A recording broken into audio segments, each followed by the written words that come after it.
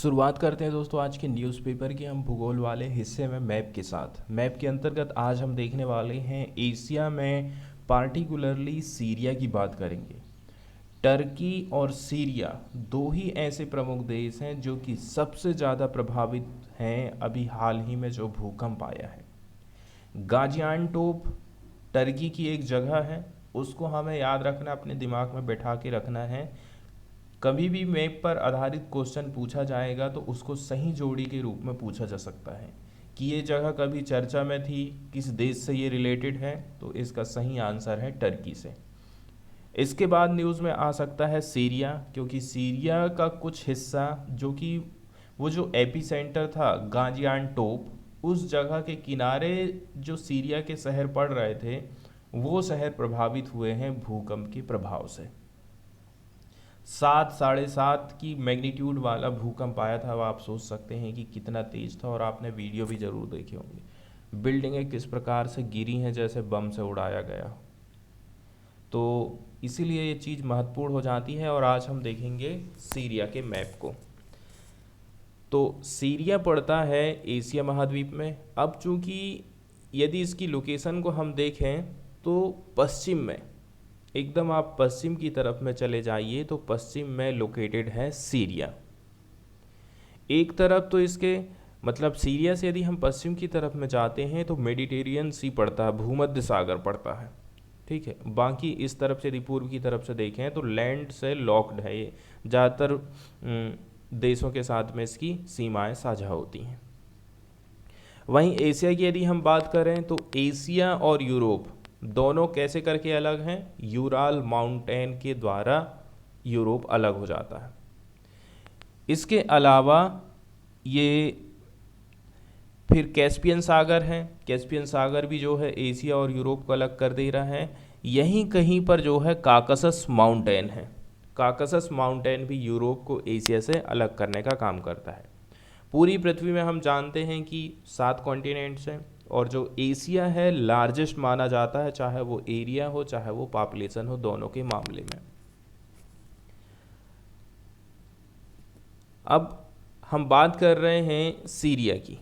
ठीक है, तो थोड़ी सी तो हमें अभी बेसिक जानकारी खाली एशिया के बारे में ही देखना है। यूरोप और जो अफ्रीका है ना, एशिया के वेस्ट में पड़ते हैं। यदि हम पश्चिम की तरफ में जाएंगे तो यूरोप पड़ेगा और ये अफ्रीका महाद्वीप पड़ेगा।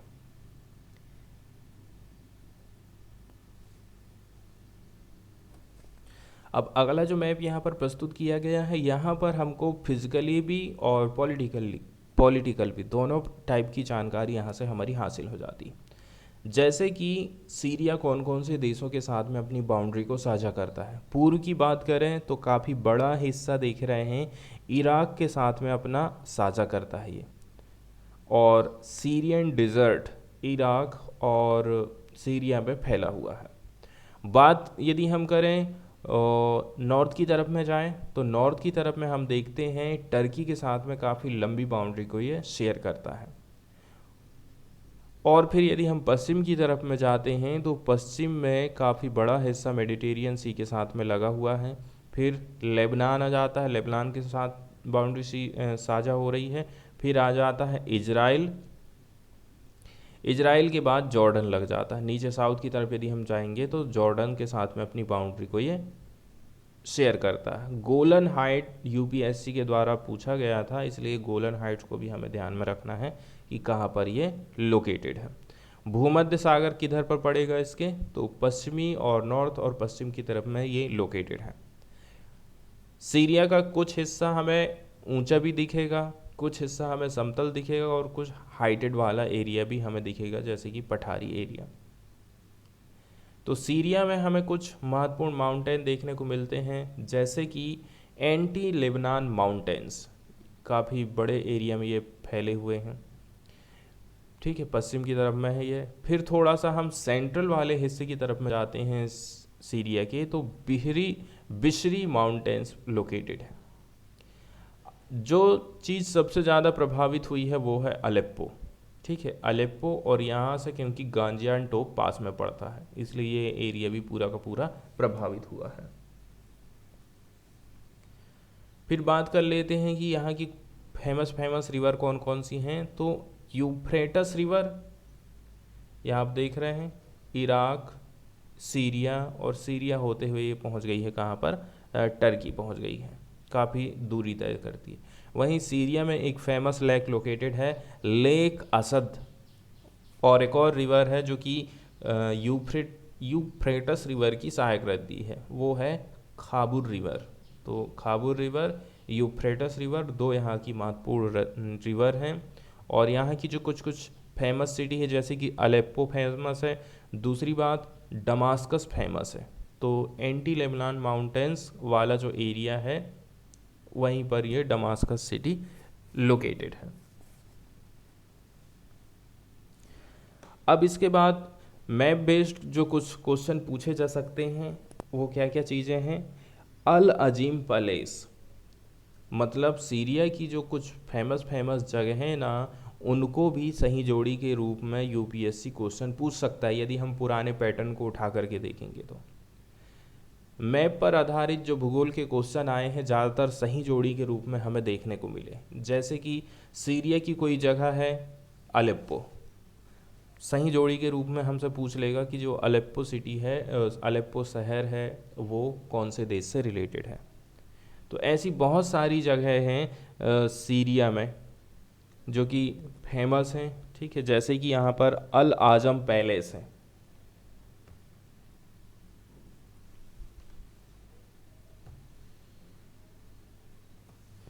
तो जैसा कि आप पिक्चर में देख रहे हैं, यदि कम से भी कम हम यहाँ की 6 फेमस जगहों को देखें ना, तो एक है अल आजम पैलेस। अल आजम पैलेस जो है 17वीं सेंचुरी का पैलेस है, महल है, build as a residence for Asad Pasha al Azm. Asad Pasha al Azm के लिए एज ए रेसिडेंस इसका निर्माण किया गया था। ये कौन थे? Governor of Damascus. During the French occupation of Syria and Lebanon it became the headquarter of French institute. तो जब यहाँ पर हम देखते हैं कि फ्रेंच ऑक्यूपेशन किया था, फ्रेंच ने यहाँ पर कब्जा किया था फ्रांस ने, तो सीरिया और लेबनान दो जगह पर इसने कब्जा किया था। तो यहाँ पर जो है इसको हेडक्वार्टर बनाया गया था फ्रेंच इंस्टीट्यूट का। आज के टाइम में सीरियन म्यूजियम के रूप में, आर्ट एंड ट्रेडिशन के रूप में ये ख्याति प्राप्त है। A welcome reprieve from the hustle and bustle of Damascus and perfect place to enjoy some tea. तो डमास्कस यदि आप कभी जाते हैं, इसकी कैपिटल, तो ये जगह आप ज़रूर देखने के लिए चाहिए। इसके बाद क्रैक डे चेवलियरीज, ये देख रहे हैं कि किला है। तो ये जो क्रैक डेस चेवलरीज है एक इम्पोजिंग फॉर्मर क्रूसेडर्स कैसल है। कैसल का मतलब क्या होता है? महल। Located not far from city of Homs, जो सीरिया का एक फेमस शहर है होम्स, उससे ज़्यादा दूर पर ये लोकेटेड नहीं है। इसका निर्माण किया गया था 11वीं सेंचुरी में। It is widely regarded as one of most important preserve medieval castles in the world. पूरे विश्व भर में जितने भी कैसल्स हैं उनमें ये काफ़ी फेमस है, क्योंकि इसको अभी तक प्रिजर्व करके रखा गया है, यदि हम मिडवल टाइम पीरियड की बात कर लें तो।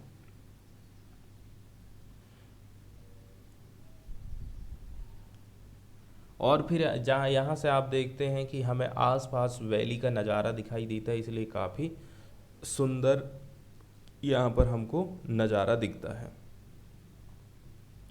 इसके साथ साथ में क्रैक डिव चेवलियरीज को यूनेस्को वर्ल्ड हेरिटेज साइट के रूप में घोषित भी किया जा चुका है।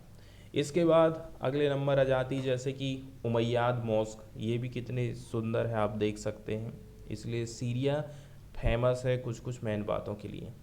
इसको जो है ग्रेट मॉस्को ऑफ डमास्कस के रूप में जाना जाता है। ये one of the oldest mosque मानी जाती है विश्व में।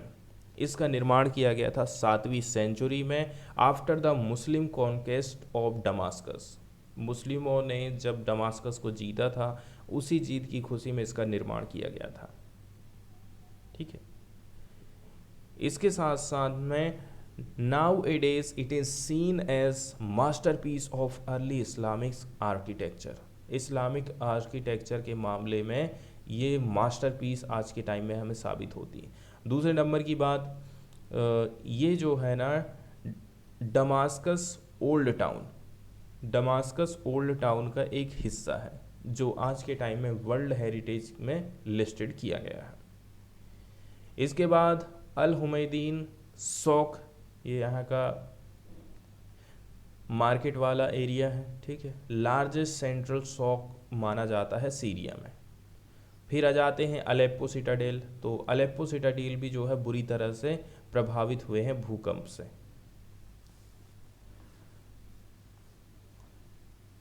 सिटाडेल का मतलब होता है एक प्रकार से गढ़, तो जो अलेप्पो सिटाडेल है ना, ये होर फोर्टिफाइड पैलेस माना जाता है in the centre of the old town. Fortified मतलब किलाबंद। इस साइट का जो यूज़ है ना एज ए किले के रूप में किया जाता था। Dates all the way back to the 3rd millennium BC, काफ़ी पुराने समय से इसको किले के रूप में इस्तेमाल किया जाता था। The castle has gone through several occupation and renovation over the year. समय के साथ साथ में इसमें बहुत सारे रिनोवेशन हमको देखने को मिले थे इसको जिंदा रखने के लिए। तो जब यहाँ पर सिविल वार हुआ था तो उससे भी ये जगह काफ़ी प्रभावित हुई थी। इसके बाद अगला नंबर आ जाता है कुछ फेमस जगह का, जैसे कि पामयारा। पामयारा भी जो है बहुत फेमस जगह है। यहाँ पर जो भी लोग घूमने के लिए जाते हैं ना, तो ये मोस्ट फेमस मानी जाती है जितनी भी यहाँ पर टूरिस्ट अट्रैक्शन है सीरिया में। Palmyra was one of the greatest sites in the ancient world. इसके अलावा जो है इसको यूनेस्को के द्वारा प्रमोट किया गया है, इसको प्रोटेक्टेड हेरिटेज साइट के अंतर्गत रखा गया है। इसके बाद हम सीधे चलते हैं फॉरेन वाले पेज की तरफ और देख लेते हैं प्रमुख खबरों को। तो पहली खबर आई है पाकिस्तान की नेवी से रिलेटेड। पाकिस्तान की नेवी होस्ट करेगी, आयोजित करेगी 50 Nations in maritime exercise from 10 फरवरी। तो 50 देश इसमें पार्टिसिपेट कर सकते हैं। पाकिस्तान की नेवी जो है मैरीटाइम एक्सरसाइज 10 फरवरी से चालू करने वाली है। अब कितना बड़ा ये एक्सरसाइज है आप सोच सकते हैं। पाकिस्तान की नेवी का कहना है it will host 50 countries for maritime exercise from 10 फरवरी से लेकर के 14 फरवरी। तो एक संक्षेप न्यूज़ में commander of the Pakistan fleet vice admiral Owaisi Ahmad Bilgrami ने कमेंट किया था कि जो इम्पोर्टेंस ऑफ एक्सरसाइज क्या होने वाली है। Piracy, terrorism, narcotics, arm trafficking, इन सब से हम कैसे करके लड़ सकते हैं, इसके लिए हम इस प्रकार की एक्सरसाइज का आयोजन करने वाले हैं। इसके साथ साथ में क्लाइमेट चेंज के ऊपर भी हम फोकस करेंगे, ऐसा कहना है नेवी के चीफ का।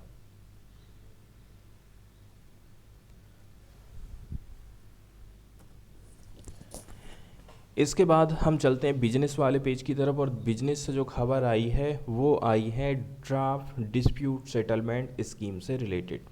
तो जो डिस्प्यूट सेटलमेंट स्कीम है इसका एक ड्राफ्ट तैयार किया गया है गवर्नमेंट की तरफ से, उसके बारे में यहाँ पर बताया जाता है। मिनिस्ट्री ऑफ फाइनेंस की तरफ से रिलीज़ किया गया है, ठीक है, कुछ draft voluntary settlement scheme. Voluntary settlement scheme का ड्राफ्ट तैयार किया गया है अभी गवर्नमेंट के द्वारा, ताकि जो है हम एंड कर सकें, ख़त्म कर सकें जो फेस्टरिंग कॉन्ट्रेक्चुअल डिस्प्यूट होते हैं। फेस्टरिंग का मतलब होता है बढ़ते हुए, जो कॉन्ट्रेक्चुअल डिस्प्यूट हो रहे हैं गवर्नमेंट एजेंसीज़ के, उन विवादों से निपटने के लिए इस स्कीम को लाया गया है। इससे न केवल जो फ्रेश इन्वेस्टमेंट है वो प्रभावित होता है, लेकिन इसके साथ साथ में also reducing the ease of doing businesses with the government. इससे क्या है, ईज़ ऑफ डूइंग बिजनेस भी प्रभावित होता है, इसलिए ये जो डिस्प्यूट है इनका सेटलमेंट करना बहुत ज़्यादा ज़रूरी है। तो इस स्कीम का जो नाम रखा गया है विवाद से विश्वास second, one time settlement scheme है, contains a draft pact between the litigating parties to bring finality to the dispute। इस स्कीम के माध्यम से जो दो लिटिगेटिंग पार्टी हैं जिनके बीच में विवाद चल रहा है, इनको जो है डिस्प्यूट के फाइनल स्टेज पर लेकर के आना है, and is propose to be implemented through a functionality of government a market place portal. और इसका इम्प्लीमेंटेशन किया जाएगा किसके माध्यम से? Government e market place GeM portal के माध्यम से। तो काफ़ी इम्पोर्टेंट ये न्यूज़ हमारी हो जाती है। इसके बाद हम सीधे चलते हैं एडिटोरियल वाले पेज की तरफ और देख लेते हैं प्रमुख एडिटोरियल को। तो जो पहला एडिटोरियल हम देखने वाले हैं वो नॉर्डिक इंडिया किस प्रकार से कनेक्ट हो गए हैं, ठीक है, ग्रीन ट्रांजिशन में पावर देने के लिए। A Nordic India connect to power a green transition. Green transition क्या है, बार बार हम उल्लेख करते जा रहे हैं, ठीक है। ट्रांजिशन का मतलब है हाल ही में आप जो पेट्रोल डीजल कोयला के ऊपर इतने ज़्यादा डिपेंडेंस हैं, इससे आपको ट्रांजिशन करना है, इससे आपको शिफ्ट होना है ग्रीन एनर्जी की तरफ, रिन्यूएबल एनर्जी की तरफ। तो green energy transition, green energy transition को पावर कैसे करके मिल रही है? नॉर्डिक और इंडिया दोनों कनेक्ट हो रहे हैं, आपस में हाथ मिला करके काम कर रहे हैं, तब जा कर के ग्रीन एनर्जी जो ट्रांजिशन है वो सफल हो पा रहा है। यहाँ पर नॉर्डिक कंट्रीज़ का उल्लेख किया गया है। नॉर्डिक रीजन यहाँ पर Denmark, Norway, Sweden, Finland, Iceland, इसके साथ साथ में फ्योरे आइलैंड्स, ग्रीनलैंड, आयरलैंड, ये सारे कंट्रीज शामिल हो जाती हैं। तो इसका यहाँ पर आपको उल्लेख देखने को मिलेगा कि कौन कौन सी जो कंट्रीज़ हैं नॉर्डिक कंट्रीज़ के अंतर्गत आ जाती हैं।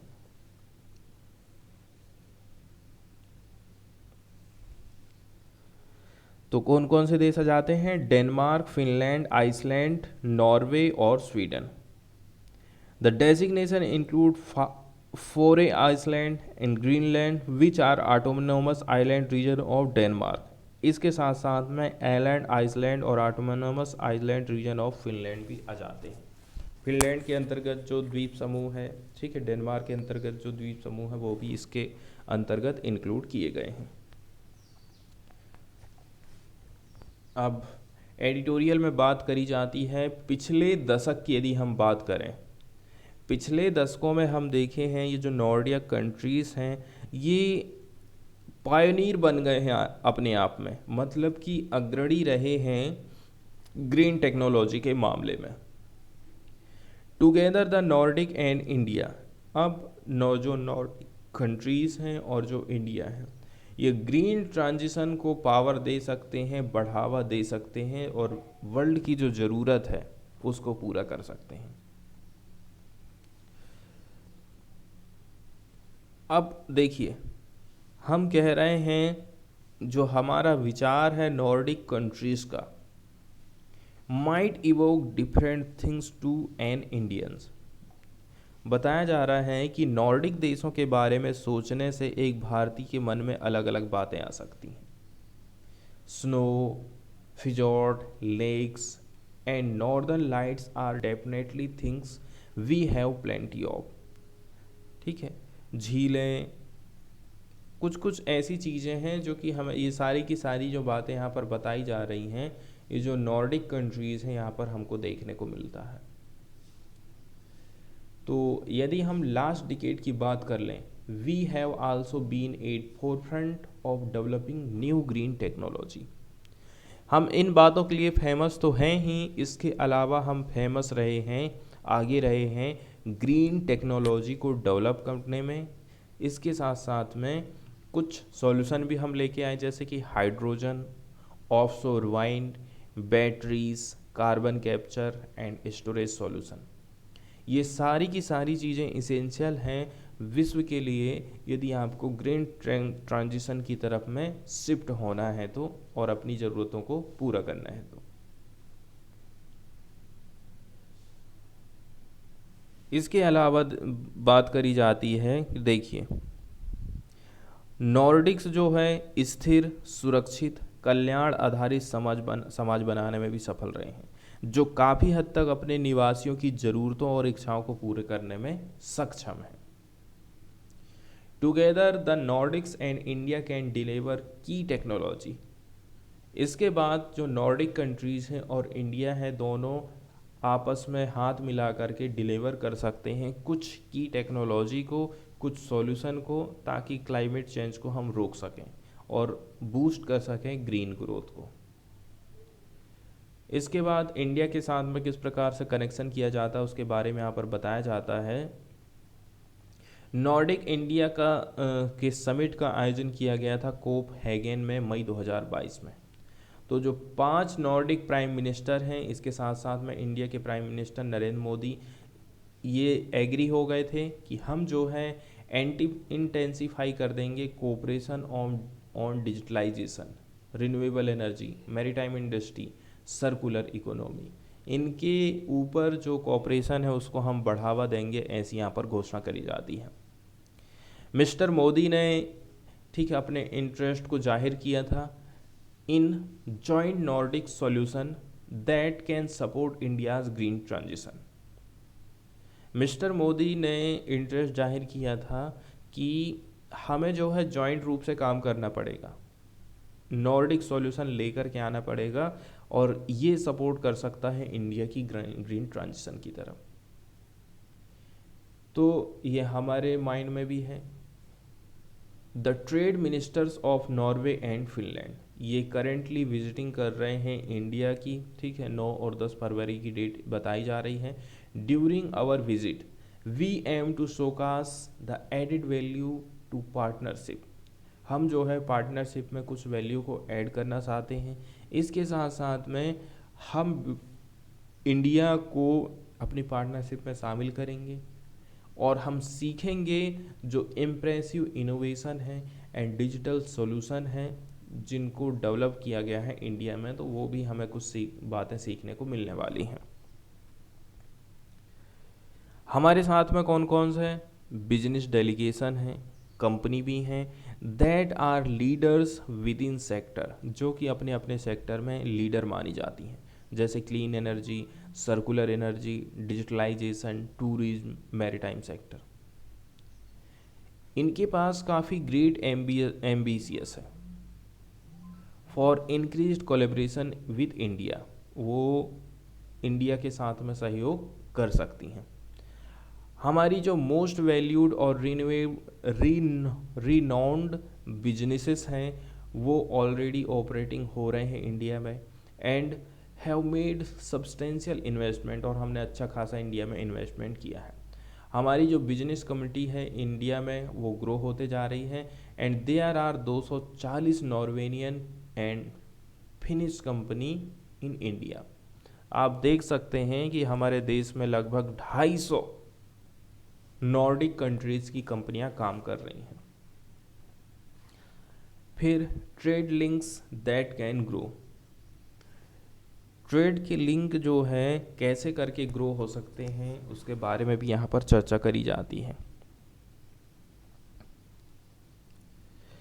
पिछले साल फिनलैंड और भारत के बीच व्यापार और निवेश में उल्लेखनीय वृद्धि हमको देखने को मिली है और भारत फिनलैंड के लिए एक प्राथमिकता वाला देश बन गया है। इसका बड़ा एक उदाहरण ये है कि फिनलैंड ने मुंबई में एक नया क्या खोला है, हम देख रहे हैं कि a great illustration of this is that Finland open A consulate general in Mumbai, Mumbai में कंसुलेट जनरल हमने खोले हैं। तो नया जो महावाणिज्य दूतावास खोला गया जिसका उद्घाटन 10 फरवरी को किया जाएगा। ये भारत की वाणिज्यिक राजधानी में नॉर्डिक प्रतिनिधियों की संख्या को और भी ज़्यादा बढ़ा देता है और भारत फिनिश संबंधों को मजबूत करने में सहायता प्रदान करता है। कई भारतीय कंपनियां प्रौद्योगिकी और नवाचार, स्थिरता, डिजिटलीकरण, कार्बन तटस्थता और अन्य क्षेत्रों में अपनी विशेषज्ञता के लिए फिनलैंड की ओर देख रही हैं। बड़ी संख्या में भारतीय छात्र, शोधकर्ता और विशेषज्ञ भी फिनलैंड जाते हैं, ठीक है, पढ़ाई और रिसर्च करने के लिए। वहीं बात कर लें ट्रेड की, नॉर्वे और इंडिया के बीच में डबल हो गया है लास्ट 3 साल की यदि आप बात कर लें तो। Norwegian sovereign wealth fund is likely to become one of India's largest single foreign investor। तो जो नॉर्वेनियन सॉवरेन वेल्थ फंड है ये बन गया है इंडिया का लार्जेस्ट सिंगल फॉरेन इन्वेस्टर। लगभग 17.6 बिलियन डॉलर का इसमें इसकी तरफ से फंड प्रोवाइड किया गया है। फिर जो नॉर्वेनियन गवर्नमेंट है ना, उसने रिसेंटली इस्टेब्लिश करी है एक न्यू क्लाइमेट इन्वेस्टमेंट फंड, ठीक है, ताकि इन्वेस्टमेंट किया जा सके रिन्यूएबल एनर्जी में। And India has been defined as focus country, और इंडिया को हमने फोकस कंट्री के तौर पर रखा है। लगभग 1500 करोड़ इन्वेस्टेड किए गए हैं इंडिया में, ठीक है, through the climate investment fund, and the number of investment is increasing और रैपिडली। और ये जो नंबर है हम देख रहे हैं तेज़ी के साथ में इंक्रीज होते जा रहा है। लेकिन फिर भी देखा जाए ना तो अभी जो है सिग्निफिकेंट अनटैप्ड पोटेंशियल मौजूद है ट्रेड में और भी फर्दर कोलैबोरेशन में, उसका हमें सही तरीके से इस्तेमाल करना है। मतलब व्यापार और आगे के सहयोग के लिए अभी भी महत्वपूर्ण जो कैपेसिटी मौजूद है जिसका हमें इस्तेमाल करना है। दोनों ही नॉर्वे और फिनलैंड, इनके पास में ऑनगोइंग फ्री ट्रेड एग्रीमेंट है एंड इन्वेस्टमेंट नेगोशिएशंस हैं एफटीए विद इंडिया के साथ में, ठीक है। Finland as a member of European Union is a part of EU India FTA negotiation. European Union और इंडिया का जो एफटीए नेगोशिएशन है उसका एक पार्ट है कौन, फिनलैंड, और फिनलैंड हिस्सा है यूरोपियन यूनियन का। इसके साथ साथ में नॉर्वे भी जो है नेगोशिएट कर रहा है through European free trade association के माध्यम से। फिर फ्री ट्रेड और जो इन्वेस्टमेंट एग्रीमेंट हैं यदि ये फाइनलाइज हो जाते हैं इंडिया के साथ में तो ये हमारी प्रायोरिटी का एक विषय रहेगा। यहाँ पर बहुत कम ही कुछ इशू हैं that are outstanding and we are convinced that it should be possible to conclude negotiation swiftly. और हम ऐसा सोचते हैं कि बहुत आसान तरीके से हम इनको कवर कर लेंगे, या फिर ये जो छोटी मोटे इशू हैं ये जल्दी से हम सॉल्व कर लेंगे। इसके बाद पीयूष गोयल ने कहा है कि आज के व्यापार समझौते निष्पक्ष, न्यायसंगत और संतुलित होने चाहिए। हम इन दृष्टिकोण से बहुत हद तक सहमत हैं। ये हमारे लिए भी प्राथमिकता है। हमारे व्यापार समझौतों की महत्वाकांक्षा व्यापक और पारस्परिक रूप से लाभप्रद होने की है।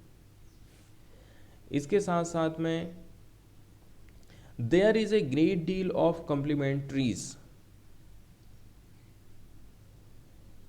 हमारे व्यापक संबंधों में बहुत सी पूरकताएं हैं क्योंकि वस्तुओं में हमारा आदान प्रदान एक अलग प्रकृति का है। जिस प्रकार से हम जो वस्तुओं का आदान प्रदान कर रहे हैं, एक्सपोर्ट इंपोर्ट कर रहे हैं, वो हमारा एक डिफरेंट ही नेचर है।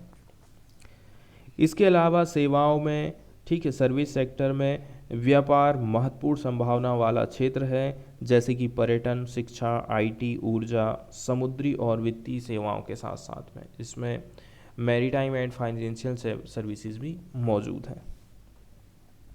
जैसा कि भारत एक हरित, डिजिटल और नवोन्मेषी भविष्य की तरफ में तेजी से आगे बढ़ते जा रहा है।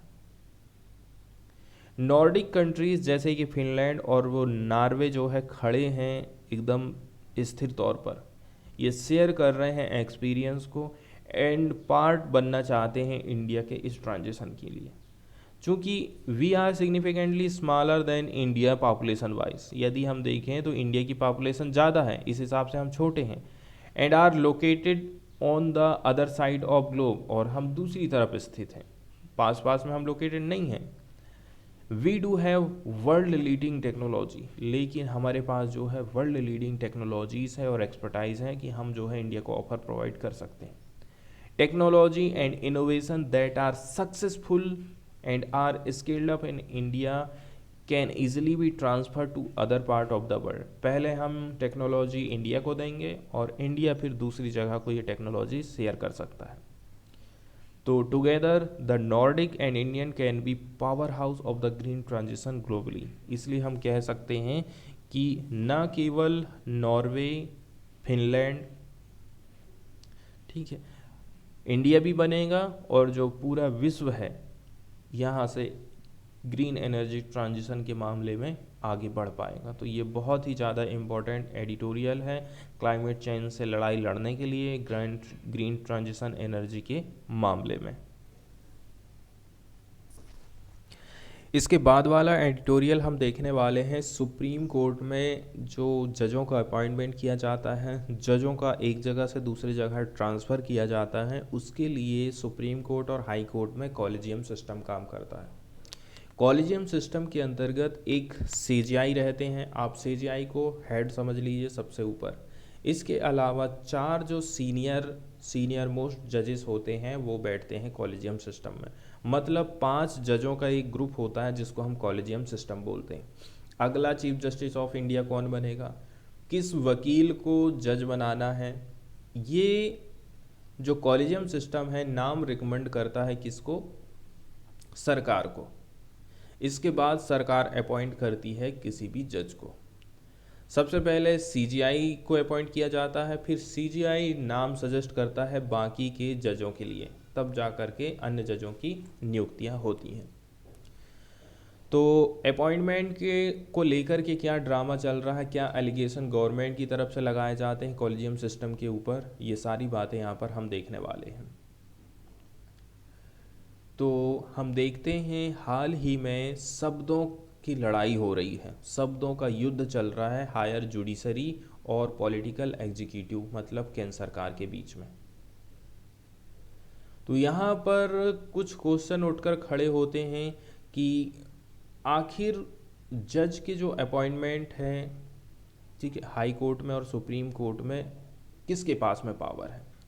यदि हम कॉलेजियम सिस्टम की बात करें जो कि 1993 के जजमेंट के माध्यम से आया था, सुप्रीम कोर्ट 3 सीनियर मोस्ट जज of the supreme court make recommendation for the appointment to its high court. 1993 के जजमेंट के बारे में क्या बात कही जा रही है, देखिए 3 जो सीनियर मोस्ट जज रहेंगे सुप्रीम कोर्ट के, वो रिकमेंडेशन देते हैं हाई कोर्ट के अपॉइंटमेंट के लिए। ठीक है, गवर्नमेंट के पास में कुछ इनपुट आ जाता है कि हमें इन लोगों को जो है जज बनाना। यदि गवर्नमेंट फिर से रिकंसिडर करने के लिए कह देती है कि सुप्रीम कोर्ट को, कॉलेजियम सिस्टम को आप फिर से पुनर्विचार करिए, अब फिर से सुप्रीम कोर्ट ने वही नाम यदि भेज दी है सरकार को, तो सरकार ये इस चीज़ से बाउंड है कि वो इसको एक्सेप्ट करेगी ही करेगी और जो नाम सजेस्ट किए गए हैं उन्हीं को ही वो जज बनाएंगी। अब जैसे कि एक और नई कंट्रोवर्सी पैदा हुई थी, एल विक्टोरिया गोरी जो लॉयर हैं, Victoria Gowri to the Madras high court saw a reversal of this pattern. यही पैटर्न का रिवर्सल हमको देखने को मिला है। कॉलेजियम सिस्टम ने रिकमेंड किया था उनके नेम को, ठीक है, जजशिप के लिए। एक पिटीशन जो है फाइल कर दी गई सुप्रीम कोर्ट में जो कि चैलेंज करती है इस अपॉइंटमेंट को on the basis that she had illegally engaged in hate speech against Muslim and Christians.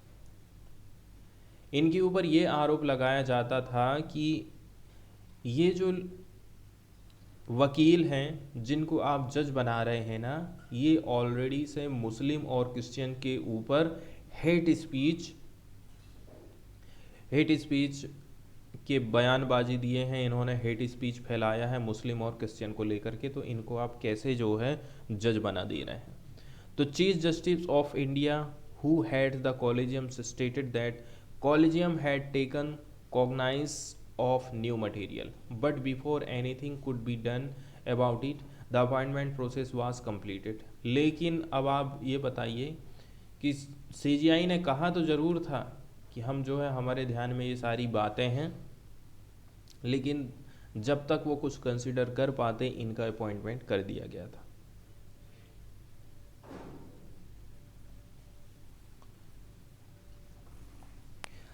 आगे बताया जा रहा है, इस प्रकार की जो कंट्रोवर्सी हमको देखने को मिल रही है, इस प्रकार जो विवाद खड़े हो रहे हैं, तो ये विवाद कंटिन्यू ही चले आ रहे हैं। मतलब कि हमें स्ट्रक्चरल प्रॉब्लम देखने को मिल रही है जुडिशियल अपॉइंटमेंट की प्रोसेस में।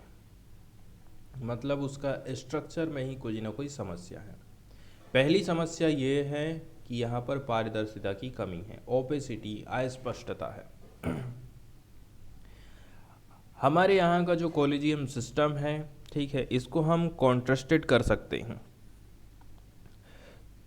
कॉन्ट्रास्टेड का मतलब होता है हम तुलना कर सकते हैं जुडिशियल अपॉइंटमेंट जो अदर डेमोक्रेटिक कंट्रीज़ में हो रहे हैं, जैसे कि अमेरिका, साउथ अफ्रीका, केन्या में। लेकिन जो स्पेसिफिक प्रोसेसेस होती हैं वो अलग हैं। दे और ऑल ओपन, ठीक है, वो सारी की सारी जो है खुली हुई है, ओपन है। मतलब हम देख रहे हैं इस प्रकार की जो जुरिडिक्शन क्षेत्र की हम बात कर रहे हैं, तो जो नेम होते हैं जुडिशियल कैंडिडेट की वो publicly known before formal commencement of selection process. पहले नंबर की बात ये है, जिस भी व्यक्ति को जज बनाया जाना है, ठीक है, और उसका जो फॉर्मल कमेंसमेंट घोषणा की जाती है सिलेक्शन प्रोसेस की, उनके बारे में जो नेम होते हैं ना, जनता के सामने प्रस्तुत किए जाते हैं। मतलब जनता को पहले से ही पता चल जाता है। इस प्रकार के सिनेरियो में एक फैक्ट है, जैसे कि विक्टोरिया गौरी का statement would inevitably come to light. ऐसे में इन्होंने जो कमेंटमेंट किया था मुस्लिम और क्रिश्चियन को लेकर के पब्लिक में आ गया। And would be known to selection bodies. इसके अलावा जो सिलेक्शन बॉडीज़ हैं उनको भी पता है। इसके बाद जो सिलेक्शन बॉडीज़ रहेगी would take them into account. उनके माइंड में ये बात बैठ जाती है कि इनसे रिलेटेड कौन कौन सी बातें हैं। और वास्तव में ये जो जुरिडिक्शंस होते हैं ना, इनको रिक्वायर है कि आप जो है जो जुडिशियल कैंडिडेट्स है ना, वो फेस करे क्वेश्चन को। The candidate would be asked to explain and justify the statement and how they relate to her judicial fellowship. मतलब कि बताया जा रहा है कि यहाँ पर जो है कुछ क्वेश्चन खड़े किए जाने चाहिए, यहाँ पर एक्सप्लेनेशन मिलना चाहिए, जस्टिफिकेशन मिलना चाहिए उनकी कंट्रोवर्सी का। और सबसे लास्ट में प्रोसेस एंड होगी, selection body would make it decision. इसके बाद ही जो सिलेक्शन की बॉडी है वो अपना डिसीजन दे पाएगी। इस प्रकार से होना चाहिए। इसी को जो है discussion that would be public. और जो डिस्कशन किया गया है, जो क्वेश्चन आपने उनसे पूछे हो, उसको आप सार्वजनिक करिए, तब जा कर के ही आप उनको जज बनाते। इन बातों का ध्यान रखना चाहिए था। वहीं यदि हम देख लें, इंडिया में सारी चीज़ें विपरीत पे चलती हैं। कैंडिडेट का जो नेम होता है ना, वो effectively made public after their selection by the collegium. जब कॉलेजियम सिस्टम ने उनका नाम रिकमेंड कर दिया है, तब जाकर के लोगों को पता चलता है। इंडिया में हमारे यहाँ पर उल्टा होता है। The selection process is behind closed doors. जो सिलेक्शन का प्रोसेस है ना, वो बंद दरवाजे के पीछे होता है। Where parties involved are collegium and the government. यहाँ पर कौन लोग बैठे? यहाँ पर कॉलेजियम और गवर्नमेंट, मतलब इसमें इंटेलिजेंस ब्यूरो भी शामिल कर दिया गया है। This not only has transparency cost but also the cost are asymmetrical. It is about obvious that where the government approve of a particular candidate, it can simply withhold relevant information from collegium. Indeed, this is only possible implication of the CGI's observation about allegation of hate speech. अब जब जो process हो रही है उसके ऊपर यहाँ पर कमेंट किया जाता है कि सारी की सारी जो चीज़ें हैं वो बैकडोर के माध्यम से हो रही हैं। इससे ट्रांसपेरेंसी बिल्कुल नहीं आती है। इसके साथ साथ में यहाँ पर हमें एसिमेट्रिकल देखने को मिलती हैं, असममिति अनियमितताएं हमको देखने को मिलती हैं।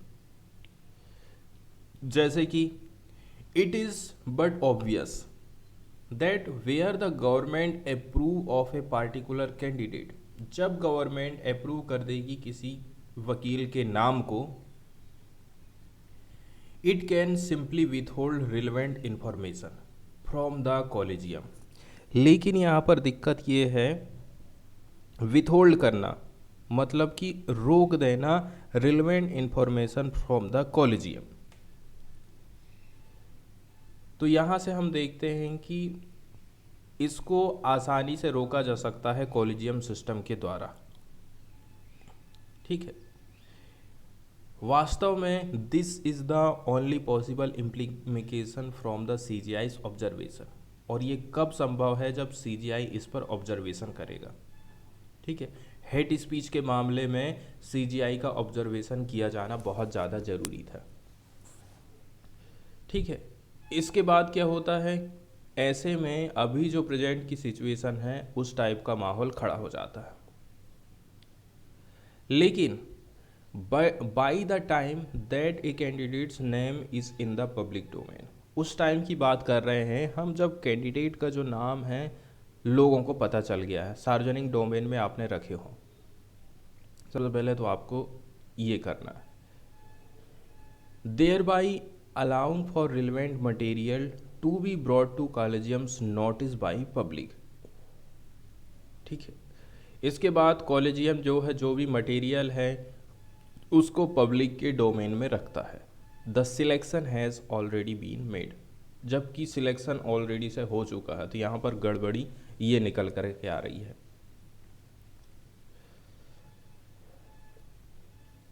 लेकिन यहाँ पर यह बात बताई जा रही है, given that the government retain the power of formal appointment, government के पास क्या रहती है, पावर ऑफ फॉर्मल अपॉइंटमेंट की पावर रहती है। जब किसी को भी ये अप्रूव करती है as a candidate, it can rush the process through, it can rush the process मतलब as happen in the present case, वर्तमान केसेस में क्या हुआ था।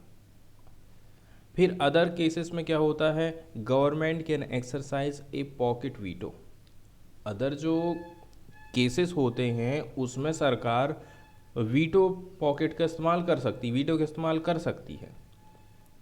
लेकिन यहाँ पर हम देख रहे हैं वीटो किसके पास है, सुप्रीम कोर्ट ऑफ इंडिया के पास है, कॉलेजियम सिस्टम के पास है। इसके बाद यहाँ पर सेकंड समस्या खड़ी हो गई है, यदि कॉलेजियम सिस्टम रिकमेंडेशन कर देता है किसी भी व्यक्ति के नाम को, इसके बाद यदि आपको वो नाम पसंद नहीं आ रहा है तो आप जो है लीगल चैलेंज कर सकते हैं, और ये जो चैलेंज भी आप करेंगे तो वो सुप्रीम कोर्ट में ही आप करेंगे। यहाँ पर भी हमें जो कुछ ऑकवर्ड सिचुएशन दिखाई देती है, जैसे कि द डिसीजन ऑफ कॉलेजियम, फिर कॉलेजियम जो डिसीजन दे देगा वही सही होने वाला है। कॉलेजियम में 3 व्यक्ति बैठ सकते हैं या फिर 5 सीनियर मोस्ट जजेस ऑफ द सुप्रीम कोर्ट बैठेंगे। यहाँ पर आपको चैलेंज करना पड़ेगा, यहाँ पर आप चैलेंज करोगे अपने their own junior collegiums, and these collegiums will be against assigned the case by CGI। Cases किसने सौंपा है, CGI ने केस सौंपा है कॉलेजियम सिस्टम को कि आप इसकी सुनवाई करेंगे। Who is himself the head of the collegium, जबकि उस कॉलेजियम के हेड कौन रहते हैं, CGI रहते हैं। जबकि जो टेक्निकली यदि हम देखें, in the recommending a name, किसी भी नेम को रिकमेंड करते टाइम कॉलेजियम काम करता है एज ए एडमिनिस्ट्रेटिव बॉडी। ठीक है, जब भी किसी का नाम सजेस्ट किया जा रहा है, रिकमेंड किया जा रहा है, तो कॉलेजियम एक एडमिनिस्ट्रेटिव बॉडी के रूप में काम करती है। तो इससे रिलेटेड जितने भी जो डिसीजन हैं वो ओपन होते हैं जुडिशियल रिव्यू के लिए, ओपन जुडिशियल रिव्यू होते हैं, जुडिशियल रिव्यू के लिए पूरे खुले हुए हैं। वहीं इन प्रैक्टिस की बात करें, one can immediately see the problem with जजेस, being asked to sit in judgment over their own senior collegians।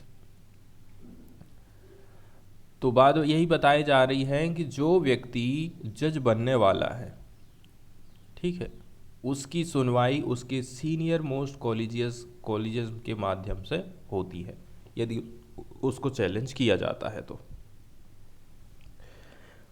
तो इस सुनवाई के दौरान समस्या स्पष्ट है। जहां दोनों न्यायाधीश ने कॉलेजियम की सिफारिश पर फैसले में बैठने के लिए कहे जाने पर बार बार असुविधा दिखाई। The problem was evident during this hearing where both जजेस understandably exhibited repeated discomfort with being asked to sit in a judgment over the collegium's recommendation। तो और जाहिर तौर पर कहा कि कॉलेजियम को अपनी सिफारिश करते समय सभी तथ्यों की जानकारी होनी चाहिए, ठीक है, तब जाकर के ही आप किसी के भी नाम को रिकमेंड करिए।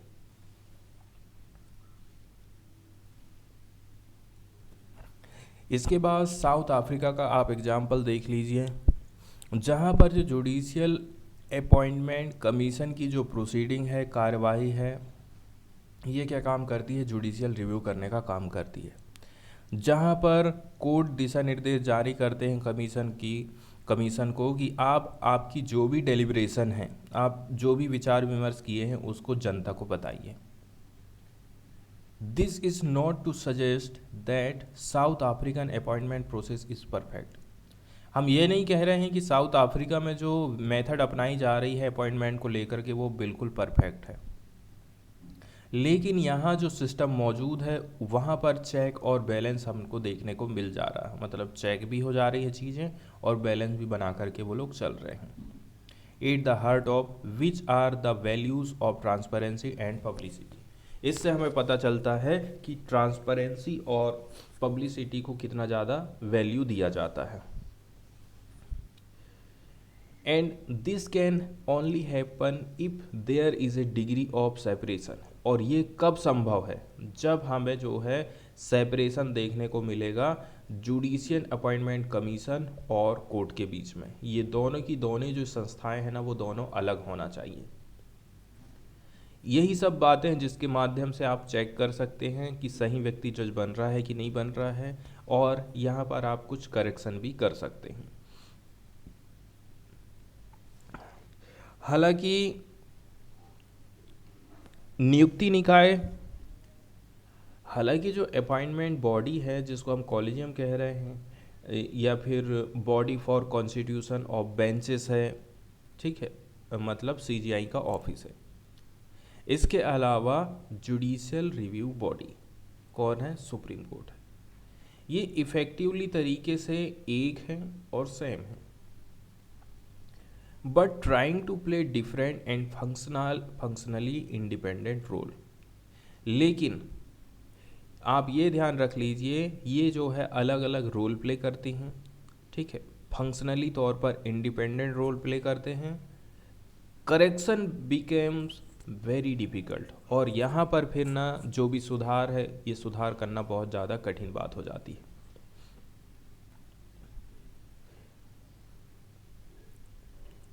तो आगे ये कहा जाता है कि जजेस institute that the only question they could consider in judicial review was L Victoria Gowri's eligibility and not suitability. आपने उसकी योग्यता को देखा, आपने सूटेबिलिटी को नहीं देखा था। Leaving aside the question of whether alleged hate speech is a question of suitability or eligibility, this is correct position, but once again it depend on the question of suitability have been fully considered during the selection process. लेकिन यहाँ पर ये बताया जा रहा है कि जब आप कंसिडर कर रहे थे सिलेक्शन की प्रोसेस में, तो आपने सूटेबिलिटी के बारे में ध्यान रखा था। We therefore return to the problematic structural opacity of the collegium and how it benefit the political executive because the proceeding are opaque and the only other party is government. The government can influence the material on the basis of which collegium determines suitability, and once the collegium has made its determination and names are public, the question of suitability has now been foreclosed. It should be immediately obvious that this is severely determined to judicial independence. आगे बताया जा रहा है कि यदि हम इस सवाल को छोड़ दें कि क्या कथित अभद्र भाषा, हेट स्पीच, उपयुक्तता या फिर योग्यता का क्वेश्चन है, ये एक वो स्थिति है, लेकिन एक बार फिर ये चयन प्रक्रिया के दौरान पूरी तरह से विचार किए जाने पर उपयुक्तता के सवाल पर निर्भर करता है।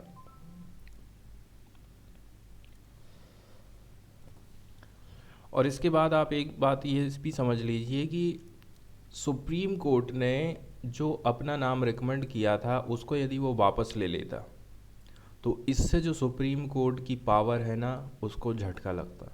ऐसे में तो जब भी कोई व्यक्ति कोई नाम के बारे में उसको पता चल जाता, पिटीशन लेकर के चले जाता और फिर सुप्रीम कोर्ट को अपना नाम वापस लेना पड़ता। तो संविधान ने जो उसको आज़ादी दी है वो प्रभावित होती। इसी के चलते चलते शायद सुप्रीम कोर्ट ने अपना डिसीजन नहीं बदला था, क्योंकि सुप्रीम कोर्ट हमेशा से चाहता है कि वो फ्री एंड फेयर तरीके से काम करे।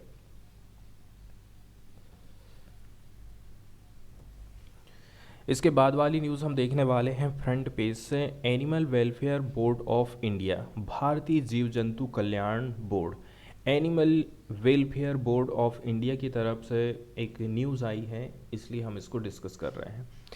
Animal welfare board of India अपने आप में पहली इस्टेब्लिश की गई किसी भी प्रकार की गवर्नमेंट बॉडी है पूरे विश्व भर में। इसको सेटअप किया गया था 1962 में in accordance with section 4 of the prevention of cruelty to animals act 1960। Prevention of cruelty to animals act 1960 के माध्यम से इस बॉडी का निर्माण किया गया था। श्रीमती रुक्मणी देवी अरुणडाले, ठीक है, pioneer the setting up of the board. ये सबसे आगे रही थी कौन? श्रीमती रुक्मणी देवी इस बोर्ड को सेटअप करने के लिए। इसका जो हेडक्वार्टर है वो चेन्नई में बनाया गया है। She guided the activities of board for nearly 20 years till her demise in 1986। तो 1986 तक जो है ये बोर्ड को गाइड करते रही थी। Chairman, vice chairman, inspector general of forest, animal husbandry commissioner, ministry of home affair, इसके अलावा मिनिस्ट्री ऑफ HRD। टोटल 28 लोग हैं टू बी नॉमिनेटेड बाय बताया जा रहा है। चेयरमैन कौन है? अभी डॉक्टर OP चौधरी IFS। कितने लोग होते हैं इसमें, इसके बारे में बताया जा रहा है, जैसे कि MPs लोकसभा के कितने बैठेंगे, MP राज्यसभा के कितने बैठेंगे, इंडिविजुअल कौन कौन रहेगा, ह्यूमैनिटेरियन कौन रहेंगे, Indian board for wild life का एक आदमी बैठेगा, इंडियन वेटनरी असिस्टेंट एक, इंडियन मेडिसिन एक, एलोपैथिक मेडिसिन, म्यूनसिपल कॉरपोरेशन, ठीक है, इतने सारे लोग इसमें बैठते हैं। डॉक्टर OP चौधरी इसके चेयरमैन है और इन्हीं के बारे में फिर बताया जा रहा है। फिर बताते हैं कि सेक्रेटरी इसमें कौन रहेगा। तो ये बोर्ड था और बोर्ड से रिलेटेड कुछ जानकारी जो कि एनिमल के वेलफेयर के तरफ में काम करता है। अब यहाँ पर हमें कुछ नई सी बात देखने को मिल रही है, जैसे कि यदि आप गाय को गले लगाते हैं, ठीक है, एक अपील की गई है, आप 14 फरवरी को काऊ हग डे के रूप में सेलिब्रेट करिए, मतलब काऊ को आप गले लगाइए। Hugging cows will bring emotional richness and increase happiness, ऐसा कहना है animal welfare board of India का। यदि आप गाय को गले लगाते हैं, गाय को, बछड़े को, या फिर छोटा हो चाहे बड़ा हो, तो यहाँ से इमोशनल रिचनेस आती है और हैप्पीनेस को बढ़ावा मिलता है, ऐसा कहना है animal welfare board of India का। और कुल मिलाकर के जो वेस्टर्न सिविलाइजेशन है ना, उसको आप कह रहे हैं कि बिल्कुल भी मत अपनाइए, वैदिक ट्रेडिशन को अपनाइए to the verge of extinction, जो कि एक्सटिंक्शन की कगार पर पहुंच गया है। बैकबोन ऑफ कल्चर एक अपील है signed by its secretary X K Datta, AWBI। उनका कहना है cow is the backbone of Indian culture and rural economy. Sustaining life and representing cattle wealth and biodiversity. तो हमारी बैकबोन मानी जाती है इंडियन कल्चरल की गाय। इसके बाद नेक्स्ट जो न्यूज़ हम देखने वाले हैं वो आरबीआई से रिलेटेड आई है। आरबीआई में पार्टिकुलरली हम मॉनेटरी पॉलिसी की बात कर रहे हैं। मॉनेटरी पॉलिसी कमेटी की तरफ से ये डिसीजन लिया गया है कि जो कर्जे की रेट है, ठीक है, आपकी जो ईएमआई है अब वो महंगी होने वाली है, क्योंकि आरबीआई जो है इन्फ्लेशन को कंट्रोल करने के चक्कर में क्या किया है, ब्याज की जो रेट है ना उसको बढ़ा दिया है। अब चूंकि आरबीआई से बैंकों को लोन महंगा मिलेगा, रेपो रेट वो रेट होती है जिससे कोई भी बैंक आरबीआई से उधार लेते हैं, जिस दर पर लेते हैं उसको हम रेपो रेट कहते हैं। यदि आरबीआई रेपो रेट को बढ़ा देगा तो बैंक क्या काम करेंगे, आपने जो लोन लिया है उसकी किस्त में जो लगने वाला ब्याज है उसको बढ़ जाएगा। यदि आप कोई फ्रेश लोन लेने के लिए एसबीआई चाहते हैं तो एसबीआई आपको बढ़ी हुई रेट पर लोन देगा। जैसे पर्सनल लोन लेने के लिए आप जाएंगे तो मान के चलो अभी आप मार्केट में 11% का चल रहा है, तो आपको 11.5% या फिर 12% की दर से वो ब्याज देगा। एक चीज़ प्रभावित होती है ब्याज दर बढ़ाने से, वो है इन्वेस्टमेंट। अब हो सकता है कि मैं पैसे लेकर के कहीं पर इन्वेस्टमेंट करना चाह रहा था, लेकिन मुझे ये पता चलेगा कि बैंक में ब्याज की दर बढ़ गई है, तो मैं अभी रुक जाऊंगा। मैं सोचूंगा एक काम करता हूँ, कुछ टाइम वेट करता हूँ, जब बैंक अपनी ब्याज दर को कम करेगा उस टाइम में मैं लोन लूँगा। तो महंगाई को कंट्रोल करने के लिए आरबीआई की तरफ से जो टूल इस्तेमाल किया जाता है वो होता है रेपो रेट और reverse repo rate.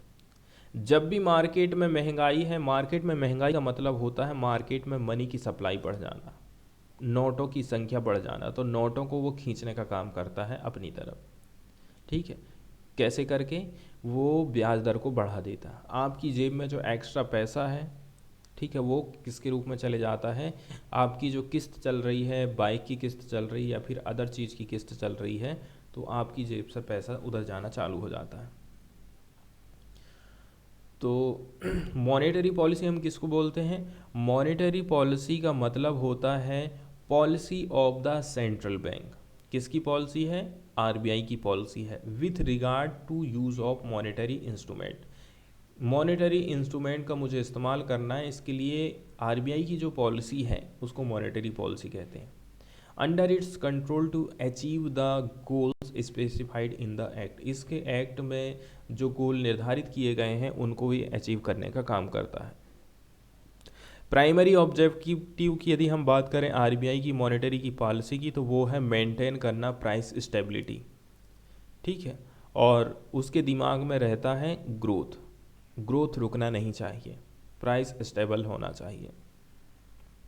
Price stability is a necessary precondition to sustainable growth. और सस्टेनेबल ग्रोथ के लिए ये जो प्राइस स्टेबिलिटी है ना, वो एक नेसेसरी प्री कंडीशन होती है। इसके अलावा आरबीआई एक्ट 1934, ठीक है, इसमें कुछ अमेंडमेंट किए गए थे। ये प्रोवाइड करता है कुछ इन्फ्लेशन के टारगेट 4 ± 2%, ज़्यादा से ज़्यादा 2% हो सकती है इन्फ्लेशन, और मैक्सिमम से मैक्सिमम 6% महंगाई होना चाहिए।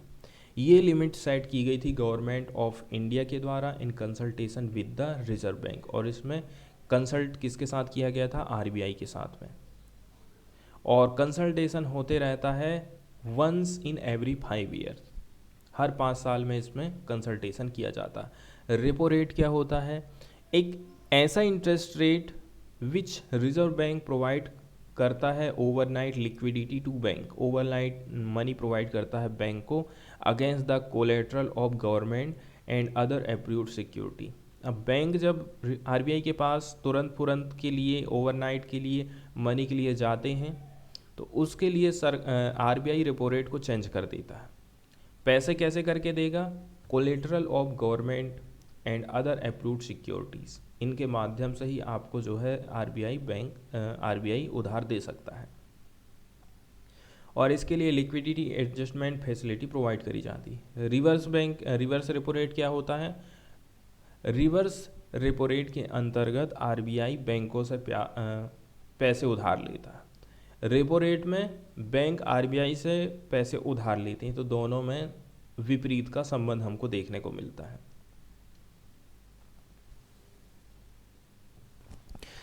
इसके बाद हम चर्चा कर लेते हैं मॉनेटरी पॉलिसी कमेटी के बारे में। तो अंडर सेक्शन 45 ZB, ठीक है, 2016 का जो इसमें अमेंडमेंट किया गया था आरबीआई एक्ट 1934 में, central government is empower to constitute a 6 member monetary policy committee. केंद्र सरकार के पास पावर है कि वो 6 मेंबर वाली मॉनेटरी पॉलिसी कमेटी का गठन कर सकती है। इसके ऑब्जेक्टिव क्या हैं?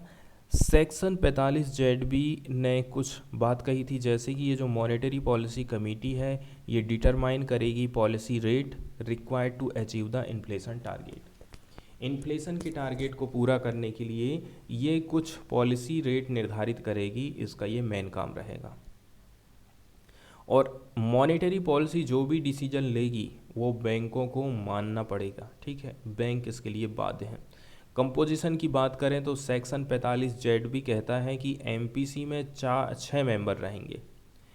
RBI governor as a ex officio chairperson के रूप में काम करेगा। Deputy governor in charge of monetary policy रहेगा। एक ऑफिसर रहेगा of the bank to be nominated by the central board. Central board एक ऑफिसर का नाम नॉमिनेट करेगी। 3% को अपॉइंटमेंट किया जाएगा सेंट्रल गवर्नमेंट के द्वारा। This category of appointment must be from person of ability. तो हर किसी